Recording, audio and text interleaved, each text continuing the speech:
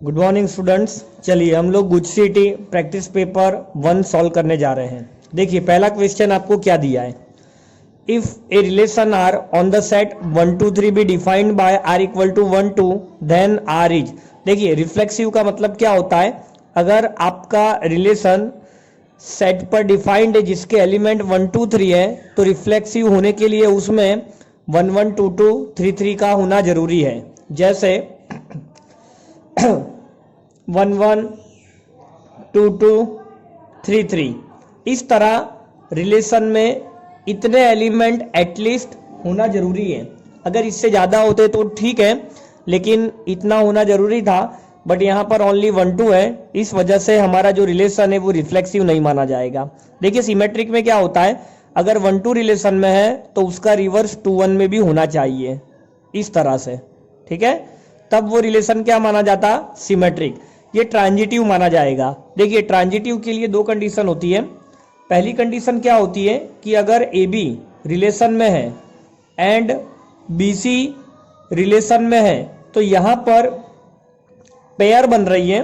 Pair बनने का मतलब होता है फर्स्ट ऑर्डर्ड पेयर का वाई कोऑर्डिनेट और सेकंड ऑर्डर्ड पेयर का एक्स कोऑर्डिनेट दोनों मैच कर रहा है, तो इस वजह से आपका ए सी बी रिलेशन में होना चाहिए। अच्छा, दूसरी कंडीशन क्या होती है बेटा कि अगर A B belongs to R है and B C does not belong to R है, तो इसका मतलब A C does not belong to R. ठीक है, A C does not belong to R, तो ये भी एक कंडीशन होता है ट्रांजिटिव होने के लिए। तो अभी जो आपको रिलेशन गिवन है वो सेकंड कंडीशन के अकॉर्डिंग ट्रांजिटिव माना जाएगा, क्योंकि 1 2 आर में है और दूसरा कोई एलिमेंट आर में नहीं है, मतलब पेयर नहीं बन रही है। इस कंडीशन के अकॉर्डिंग हम लोग बोल सकते हैं कि ये जो रिलेशन गिवन है वो आपका ट्रांजिटिव होगा। चलिए क्वेश्चन नंबर 2 देखते क्या दिया है। आपको आइडेंटिटी एलिमेंट फाइंड आउट करना है।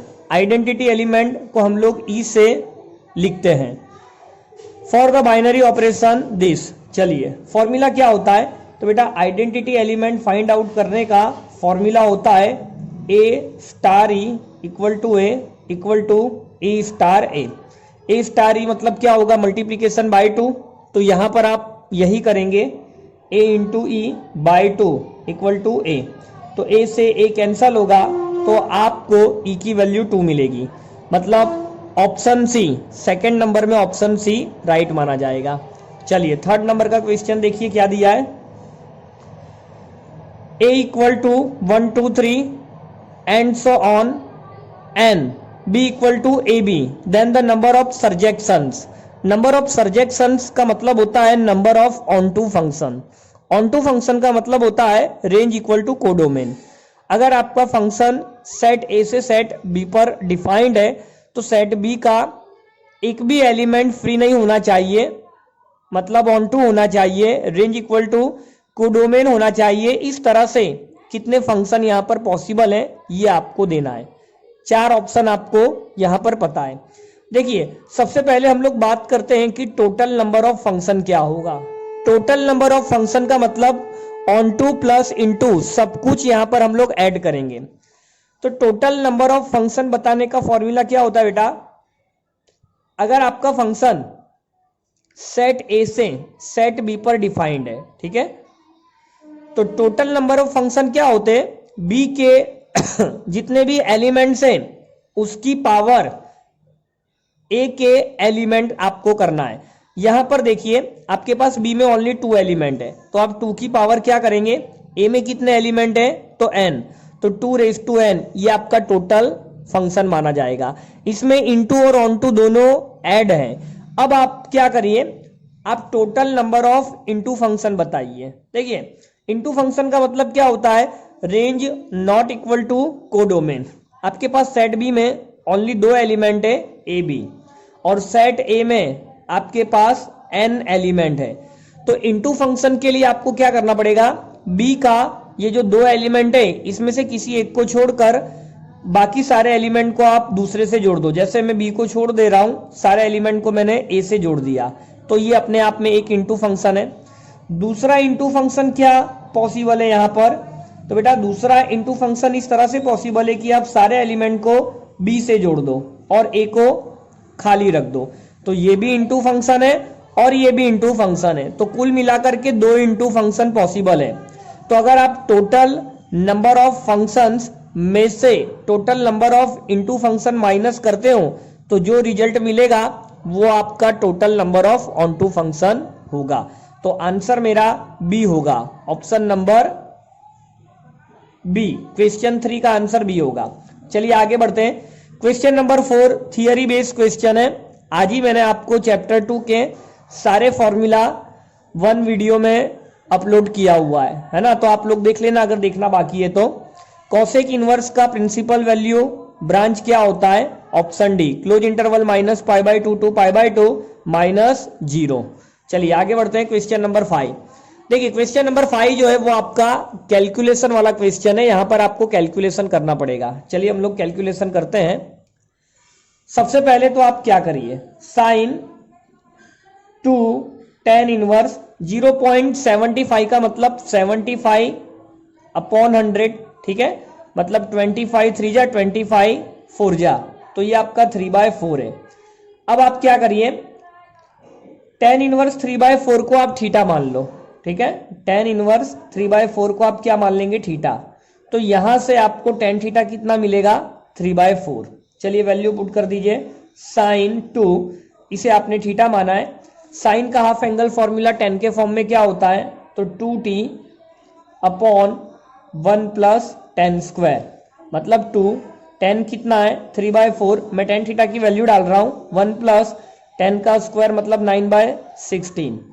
अब आप यहां पर क्या करिए, 2 3 जा 6/4, 16 1 जा 16 + 9 25/16, 4 का मल्टीप्लाई 4 का डिवाइड करिए तो 16 16 कैंसल, तो आपका आंसर आया 24/25।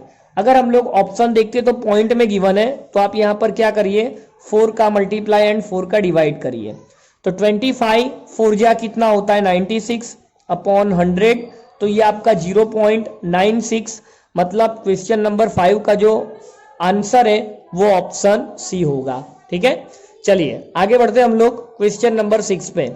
तो ये जो आपका क्वेश्चन नंबर 6 है वो भी कैलकुलेशन ही है, तो हम लोग यहाँ पर कैलकुलेशन करेंगे। देखिए कैसे करते हैं। आप क्या करिए, ये cos इनवर्स 2/√5 को थीटा मान लीजिए, तो यहां से आपको cos थीटा कितना मिलेगा? 2/√5, ठीक है, तो ये tan, इसे आपने थीटा कहा है तो ये θ/2 होगा। अब यहां पर बेसिक फॉर्मूला है, tan θ/2 को आप क्या लिख सकते हो? अच्छा फॉर्मूला ये, तो √1 - cos θ/1 + cos θ, ये आपको फॉर्मूला याद रखनी है बस। अब तो आपको वैल्यू पुट करके सिंप्लीफाई करना है, तो 2/√5 और नीचे भी आपको 2/√5, एलसीएम लेंगे हम लोग, तो √5 1 से यहाँ पे मल्टीप्लाई करना पड़ेगा -2 और √5 + 2। यहाँ पर आप रैशनलाइज, डिनोमिनेटर का रैशनलाइज कर दीजिए, मतलब √5 - 2 से मल्टीप्लाई एंड √5 - 2 से डिवाइड, तो न्यूमरेटर में आपका √5 - 2 होल स्क्वायर हुआ, रूट और स्क्वायर कैंसल होगा, मतलब आप न्यूमरेटर में √5 - 2 लिखेंगे। डिवाइड में a + b into a - b, formula के अकॉर्डिंग आपको a² - b² लिखना है, तो √5 का स्क्वायर 5 -2 का स्क्वायर 4, 5 - 4 1, 1 का √1, तो आपका आंसर क्या आएगा बेटा? √5 - 2। तो ऑप्शन अगर हम लोग देखें तो 6 नंबर में बी वाला ऑप्शन मैच कर रहा है। चलिए 7 नंबर के क्वेश्चन में हम लोग आ गए। देखिए 7 नंबर का क्वेश्चन क्या है, द मैट्रिक्स A = अच्छा 4 ऑप्शन दिए, आपको बताना है कि इनमें से क्या सही है। तो देखिए डायगोनल के सारे एलिमेंट 0 है और ये जो आमने सामने वाले एलिमेंट्स है वो एक दूसरे का अपोजिट है, मतलब ये पॉजिटिव, ये -5, ये +8 -8, ये +12 -12। देखिए ये 5 है, अगर आपको टाइपिंग में ना दिख रहा हो क्योंकि वहां पर पेन चल चुका है, -5 +5 है ना। तो इस तरह की मैट्रिक्स को हम लोग क्या बोलते हैं? Skew symmetric matrix. मतलब ये जो क्वेश्चन 7 है इसका ऑप्शन सी होगा। यहां पर मैं आपको एक कॉन्सेप्ट और समझा दूं, स्क्यू सिमेट्रिक मैट्रिक्स का जो डिटरमिनेंट होता है उसका आंसर क्या होता है? 0। जैसे अगर इसी क्वेश्चन में आपको बोला होता कि ये मैट्रिक्स A गिवन है, आपको इसका डिटरमिनेंट वैल्यू बतानी है, तो आप बिना कैलकुलेशन किए आंसर 0 लिख दोगे। क्योंकि ये स्क्यू सिमेट्रिक मैट्रिक्स है और स्क्यू सिमेट्रिक मैट्रिक्स का जो डिटर्मिनेंट होता है वो हमेशा 0 होता है। आप लोग क्रॉस चेक कर लेना, अगर आपको करना है तो आंसर 0 मिल जाएगा। चलिए 8 नंबर का क्वेश्चन देखेंगे हम लोग। 8 नंबर का क्वेश्चन भी कैलकुलेशन वाला क्वेश्चन है। इस तरह के क्वेश्चन भी पेपर में पूछे जाते हैं। आपको A square equal to identity matrix देके रखा है और आपको इस एक्सप्रेशन की वैल्यू बतानी है। आप एक काम करिए, इसमें a minus B whole cube वाला फॉर्मूला अप्लाई करिए तो क्या होता है, a cube minus B cube minus 3ab into A minus B. वैसे ही आपको नीचे फॉर्मूला अप्लाई करना है, a cube plus B cube plus 3ab into A plus B, और पीछे आपको -7a देकर रखा है। अब देखिए, अगर मैं बात करता हूं a क्यूब का, तो a क्यूब क्या होगा, मैं a क्यूब को a स्क्वायर इंटू ए लिख सकता हूं। अब a स्क्वायर आपको आइडेंटिटी मैट्रिक्स है, i इंटू ए देगा, तो कहने का मतलब आप a क्यूब की जगह पर a लिख सकते हो। ओके, तो इस a क्यूब की जगह पर मैंने a लिखा, i क्यूब i होगा, a इंटू आई, इनका मल्टीप्लीकेशन a ही होगा।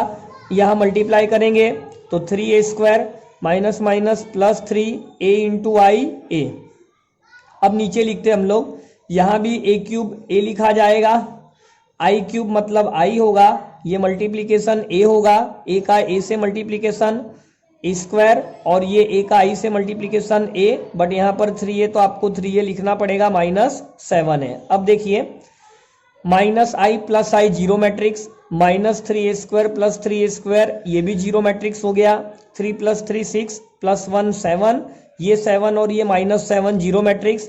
तो आंसर हमारा ए आएगा, मतलब ओनली ए आंसर आएगा। तो ऑप्शन अगर आप मैच करते हो तो देखिए 8 नंबर का जो ऑप्शन है उसमें ऑप्शन ए में ही ए दिया है, तो यही हमारा आंसर होगा। चलिए 9 नंबर का क्वेश्चन देखिए क्या दिया है। For any two matrices A and B we have, देखिए हमें पता नहीं है कि ये जो मैट्रिक्स ए और बी जो है वो अपने आप में क्या है, तो हम लोग बोल नहीं सकते कि ए इंटू बी और बी इंटू ए हमेशा इक्वल होगा। वैसे ही हम लोग ये भी नहीं बोल सकते हैं कि वो इक्वल नहीं होगा, क्योंकि हमें मैट्रिक्स ए और मैट्रिक्स बी के बारे में पता ही नहीं है। अच्छा, दोनों का मल्टीप्लिकेशन जीरो मैट्रिक्स हो जाए, इसके बारे में भी नहीं बोल सकते।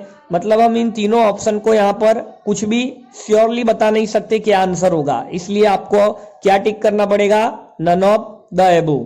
तो 9 नंबर में डी ऑप्शन राइट माना जाएगा। चलिए 10 नंबर का क्वेश्चन देखते हैं। 10 नंबर का क्वेश्चन काफी अच्छा क्वेश्चन है। आपको क्या करना है, पहले आप इस डिटर्मिनेंट को सॉल्व कर लीजिए। तो देखिए एफ टी क्या होगा, मैं इस डिटर्मिनेंट को सॉल्व कर रहा हूं। cos t, यहां पर T square minus 2t square मतलब माइनस टी स्क्वायर देगा, ये माइनस टी, यहां पर 2t साइन टी और ये भी 2t साइन टी 0 देगा, +1, ये 2t sine T minus T sine T मतलब t साइन टी आएगा। अब आपको क्या करना है, आपको डिवाइड बाय टी स्क्वायर, मतलब दोनों तरफ टी स्क्वायर से डिवाइड कर दीजिए। इसी में कर देता हूं, टी स्क्वायर, ये तो 0 है, टी स्क्वायर, ये T square cancel, 1t cancel. अब आपको बेटा लिमिट लेना है, t tends to 0 F T by T square. तो देखिए क्या मिलेगा, minus cos T plus sine T by T. अच्छा, आपको लिमिट लेना है यहाँ पर, है ना, यहाँ पर आपको लिमिट लेना है, यहाँ लिखना छूट गया, मैं यहाँ नीचे लिख दे रहा हूँ, t टेंड्स टू 0। तो बेटा t टेंड्स टू 0 पर cos 0 1 होता है, मतलब -1, sine T by T, t tends to 0 के लिए 1 होगा, तो -1 + 1 0, तो इसका आंसर 0 आएगा। तो 10 नंबर का जो ऑप्शन है आपको ए करना है, यही हमारा राइट आंसर होगा।